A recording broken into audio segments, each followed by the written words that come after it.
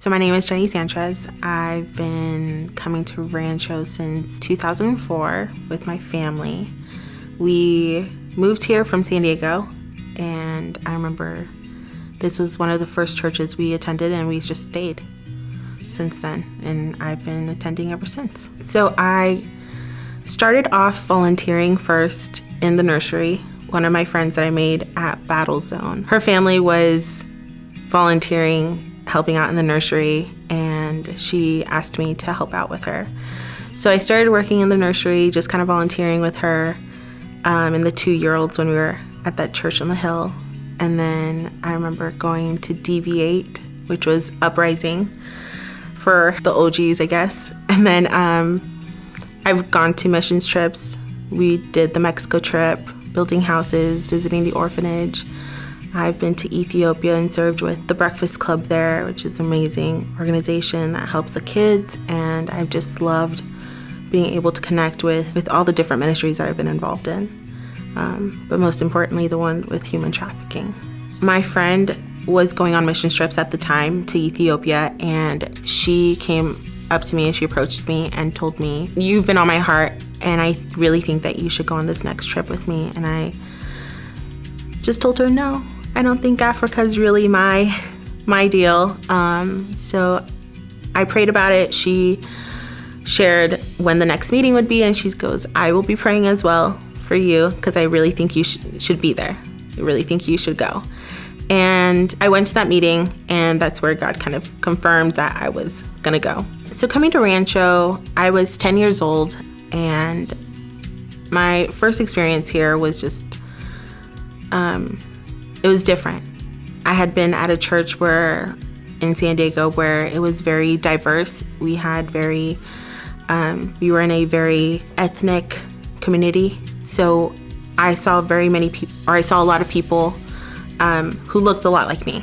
I'm Latina, I'm a person of color, and when I came to Rancho, it was not what I was used to.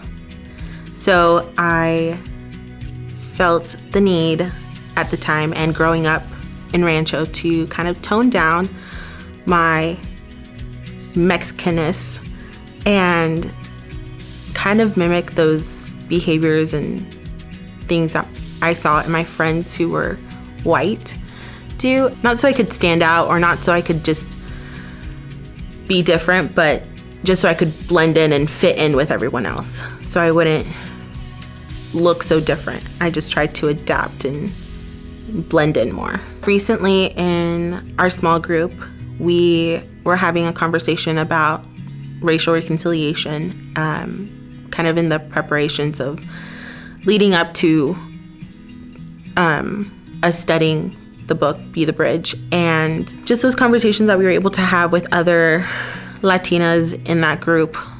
They very specifically asked me, they're like, has being at Rancho, have you felt like you've had to whitewash yourself?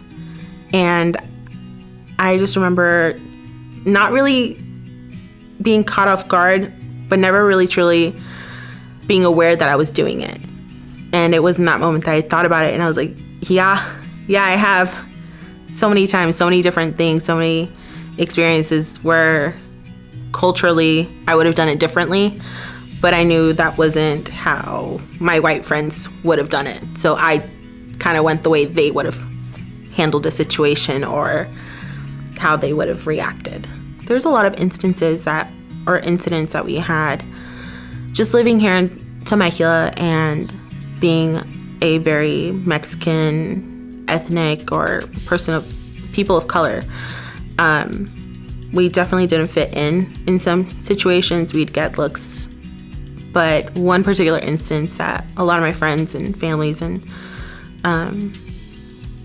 even my small group leaders don't know about is that we were stopped at the border and detained and handcuffed. We were returning back from visiting family in Tijuana, and it was on a Thanksgiving holiday. It was late at night. We were all in our car, and we were at the border right there with the agent, and he asked my stepdad to, turn off the vehicle And as he did that, I noticed there was other agents who were clearing out the stalls next to us. And I was like, okay, that's strange. But didn't really think anything of it. I had just turned 18. I was still kind of a little naive to the things that happen in the world to people of color like myself. And I remember they told us for my siblings, my siblings to come out of the car. And when they came out, they were taken with an agent. My mom was then asked to step out of the vehicle. My stepdad was asked to step out of the vehicle. Because I had just turned 18, I was also asked to step out of the vehicle, walk backwards with our hands above our heads. And I was holding my sister's sweater. And I remember this. I remember holding it, and I was just like, no, it's for her. She's going to be cold. And I was muttering, and they're yelling at me with their guns drawn. Our car is surrounded with agents pointing their guns at us. And I kneel.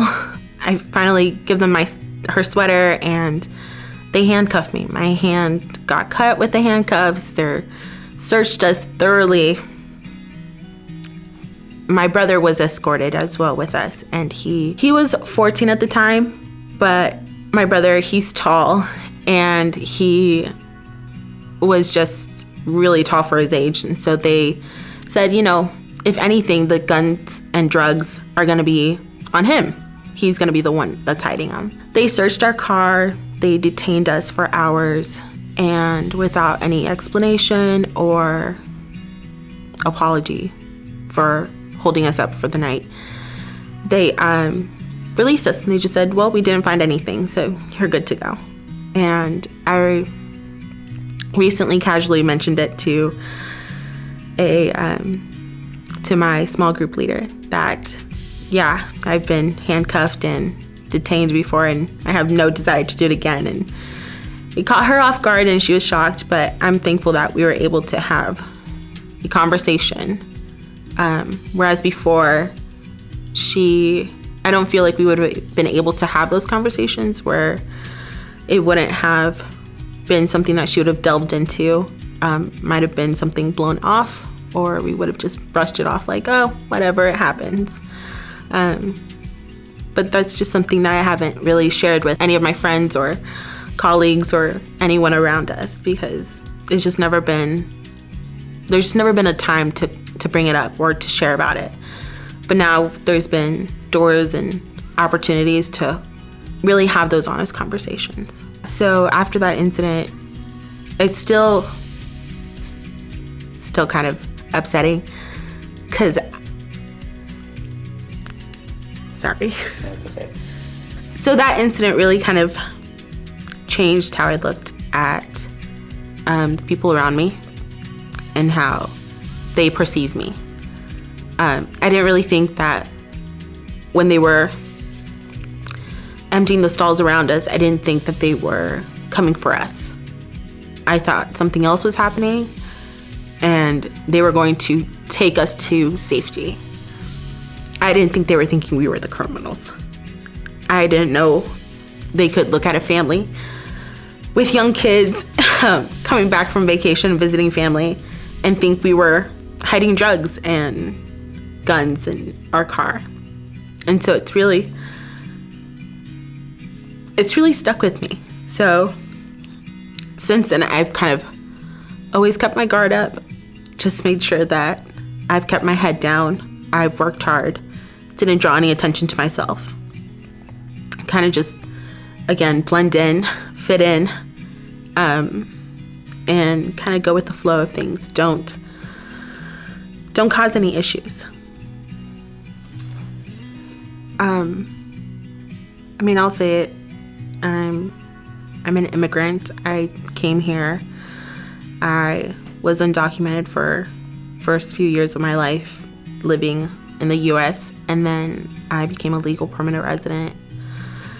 And I feel like a lot of people kind of assume, because I don't have an accent, I don't speak in broken English, that I was born here, which is great because I don't like to normally bring up that I'm not a citizen. And so I would really like for people to know that as an immigrant, I think that there are opportunities for me to speak out and raise awareness and sign petitions and take actions in ways that really get my voice out there. But I don't get all the same privileges and rights as citizens do. And I can't vote for the president I want. I can't vote for, healthcare reform or global climate change and any of those things, especially like for DACA dreamers who are also here undocumented. They've known no other country, but we still call this place our home. This is where we've lived the majority of our lives. We speak English, we go to school here, we've made friends here, and we call this place our own. But it's not being reflected upon when people go to vote because we're the minorities. And so what I really hope and wish for people is that we take more of a global community thinking and how can we make decisions in those voting situations and really think about how is this not going to not only affect myself, but how is that going to affect those around me, like myself, the immigrant, the Latino, the Asian, the Native American, the Pacific Islanders, all of us. I think Rancho has done a really great job of being more inclusive and having those open conversations. Scott has been incredible at speaking on matters that are kind of difficult to speak about in a church and taking that stand, which has allowed people of color and myself to feel a little bit more seen, a little bit more heard, a little bit more understood, that there are people who are supporting us, who do love us, and who do want to hear the stories we have to share. I think my hope for Rancho is in these next few years to continue having these conversations. I have been a part of an incredible small group that has allowed me to have these honest conversations, and they've made space for me to share my stories. And I feel like there's a lot of people of color here at Rancho who just need space. And Rancho has already started doing that with Be the Bridge and other books that they're studying and reading and partnering with. We have been opening up space for people of color to come in and share their stories and to really continue advancing the cause of Christ in our own church, which is to really see a unified, kingdom of God.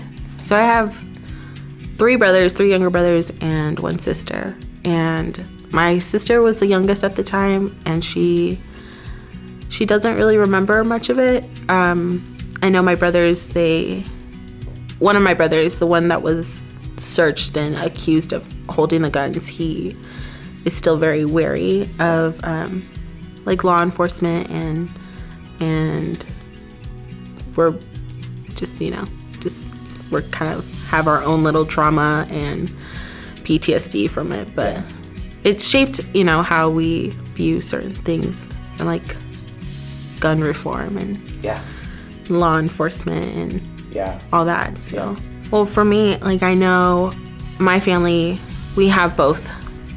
We had family who came over legally. They did the process beforehand. They had someone sponsor them and then bring them over. And it's a lengthy process. And it's a costly, lengthy process. And if you're like my family, there wasn't that much funds and resources for us to, at the time, really do that process while we were still in Mexico. And my mom, she was the one who moved us up here.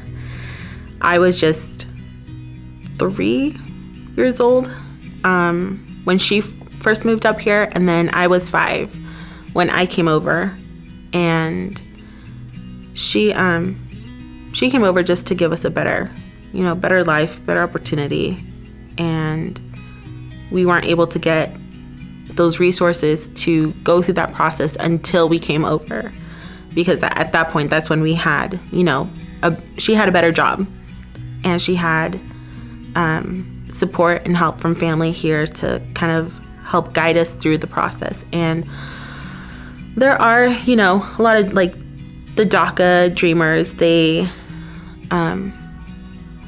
parents were the ones who made that choice to bring them over. And they might not have that support to kind of get them the resources and funds like we did. But I think that knee-jerk reaction it's not so simple. It's not as simple as just saying, oh, we're just going to go through the process and we're just going to fill out the paperwork and submit it, and in 90 days we get our card and say, okay, you can come over. It's not that simple. So there's a lot, I think, that goes into play with finances and, again, family support and being able to really get that process going and started. So awesome.